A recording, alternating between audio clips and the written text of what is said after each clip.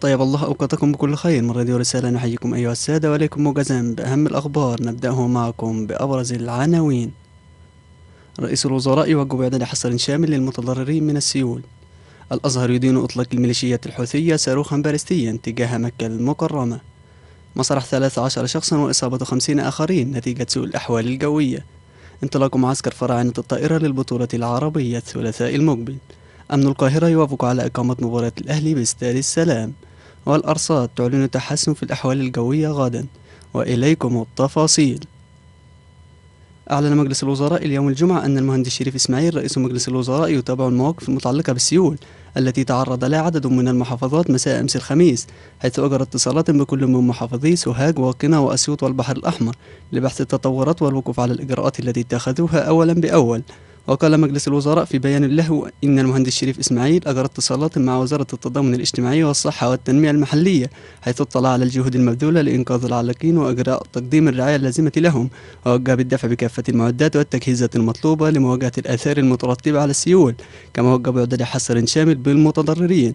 وأكد المجلس أن المهندس شريف إسماعيل يتابع المواقف حاليا مع غرفة العمليات المركزية التي تم تشكيلها بمجلس الوزراء، مع الاطلاع على التقارير التي تعدها الغرفة والتي تقوم بالتنسيق بين كافة الجهات المعنية لاتخاذ الإجراءات اللازمة.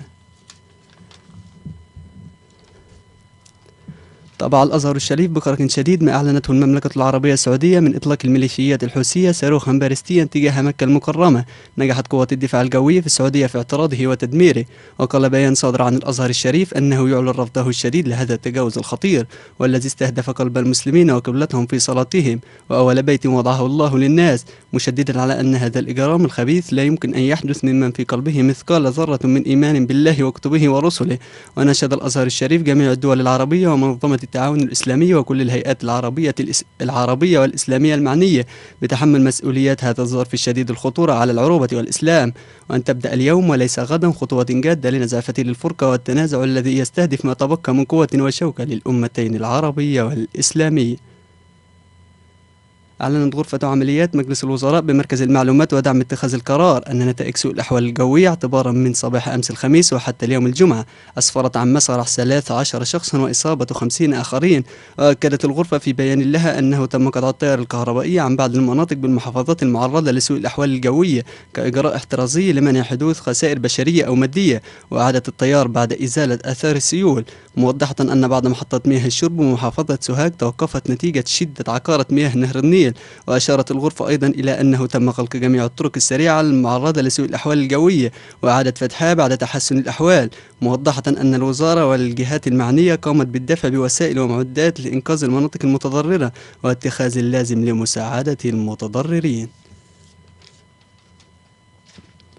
قرر الجهاز الفني لمنتخب الكرة الطائرة الأول بقيادة نور عطية دخول اللاعبين في معسكر مغلق بدءا من يوم الثلاثاء المقبل، ويستمر حتى انطلاق البطولة العربية التي ستستضيفها مصر خلال الفترة من 16 وحتى 26 من نوفمبر المقبل باستاد القاهرة.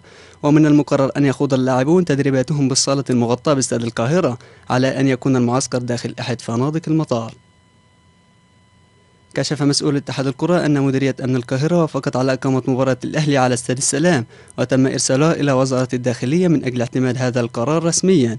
كما طالب الأهلي إقامة مبارياته على استاد السلام أو القاهرة قبل أن توافق الأمانة العامة للقوات المسلحة على استضافة السلام لمباريات القلعة الحمراء، فيما ينتظر الأهلي واتحاد الكرة الموافقة الرسمية من وزارة الداخلية من أجل استضافة ملعب السلام لمباراة الأهلي، والتي تبدأ اليوم الأحد بمواجهة الاتحاد السكندري في الأسبوع السابع للدوري.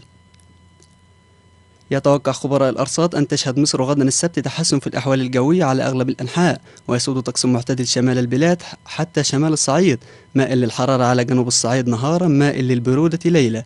أما عن درجات الحرارة المتوقعة غدا: القاهرة 22-28، الإسكندرية 21-25، بورسعيد 21-26، الإسماعيلية 18-29، وأخيرا شرم الشيخ 20-30. نشرة الأخبار من راديو رسالة، قرأها عليكم محمد غالب، ومن الهندسة الصوتية محمد شاكر. نشكركم لطيب المتابعة. دمتم في أمان الله وإلى اللقاء.